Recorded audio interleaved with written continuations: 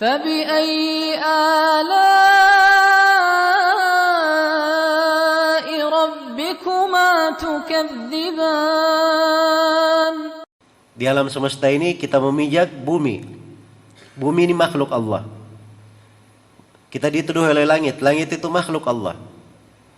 Di sekitar kita ada gunung-gunung. Itu juga makhluk-makhluk Allah. Ketika terjadi kesyirikan, tahu bagaimana keadaan langit, bumi dan gunung-gunung? Allah terangkan di dalam Al-Quran. Wa qalu ittakhadha ar-rahmanu walada laqad ji'tum syai'an idda takadu as-samawati yatafattarna minhu wa tanshaqqu al-ardu wa takhirru al-jibalu hadda an da'u lir-rahmani walada wa ma yanbaghi lir-rahmani an yattakhidha walada. Mereka berkata Allah Ar-Rahman, Allah yang Maha Pengasih, punya anak.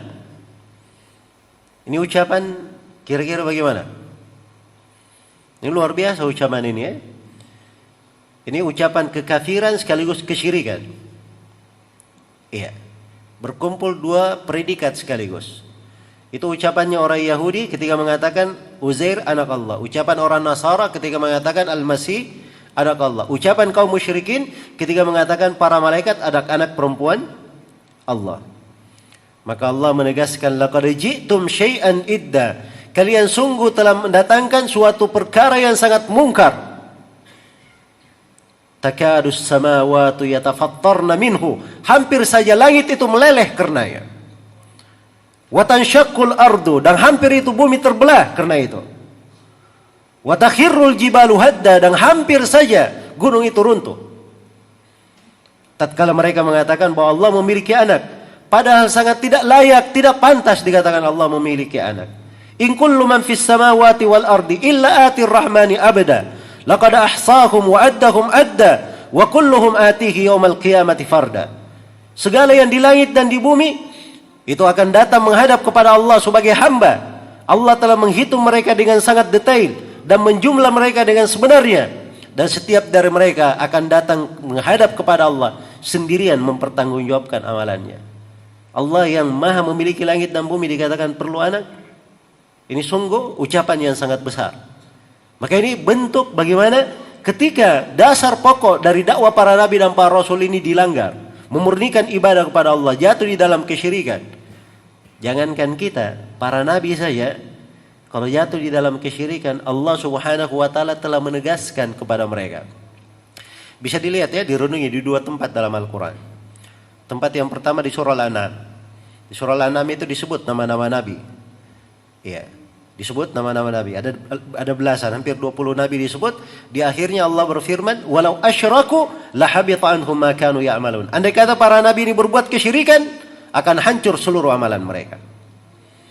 Dan di surah Az-Zumar, Allah Subhanahu wa taala berfirman kepada nabinya, "Walaqad uhiya ilaika wa ilal ladzina min qablik la in asyrakta la yahbatanna 'amaluka wa la takunanna minal khasirin." Sungguh telah diwahyukan kepada engkau Nabi Muhammad dan kepada para nabi sebelum engkau. Andai kata engkau berbuat kesyirikan, akan hancur seluruh amalanmu dan engkau akan menjadi orang yang merugi. Iya. Ini para nabi dan para rasul. Karena itu selain nabi dan rasul jangan pede. Kalau berbuat kesyirikan seakan-akan tidak ada masalah dengan amalannya. Seakan-akan dia menjamin dirinya tidak turun musibah dan malapetaka. Iya. Maka ini adalah dasar pokok dakwah para nabi dan para rasul. Nah, sekarang bertauhid ini, memurnikan ibadah kepada Allah, itu adalah nikmat yang sangat besar. Nikmat yang sangat agung. Tapi banyak manusia tidak mengetahuinya. Iya. Karena itu Nabi Yusuf alaihissalam, beliau berkata, "Wattaba'tu millata abai." Ya. Ibrahim wa Ishaq wa Ya'qub. Ma kana lana an nusyrika billahi min syai'. Dzalika min fadlillahi alaina wa 'alan nasi, walakinna aktsaran nasi la yashkurun. Kata Nabi Yusuf alaihissalam, saya mengikuti agama para leluhurku, ayah dan nenek moyangku, yaitu Nabi Ibrahim, Nabi Ishaq dan Nabi Ya'qub. Apa agama mereka? Kami tidak pantas berbuat kesyirikan sama sekali. Itu agama mereka. Nabi Yusuf tegaskan, tidak berbuat kesyirikan ini, itu adalah keutamaan Allah terhadap kami. Tetapi banyak dari manusia yang tidak mensyukurinya. Subhanallah. Hidup di bawah langit Allah, ditampung di atas bumi Allah, rezeki Allah yang memberikannya, kehidupan Allah yang menganugerahkannya. Tapi ketika ditimpa musibah, dia ada hajat dan keperluan, mintanya kepada selain Allah, berdoanya kepada selain Allah. Ya. Ini betul-betul kelancangan terhadap Allah Subhanahu wa ta'ala.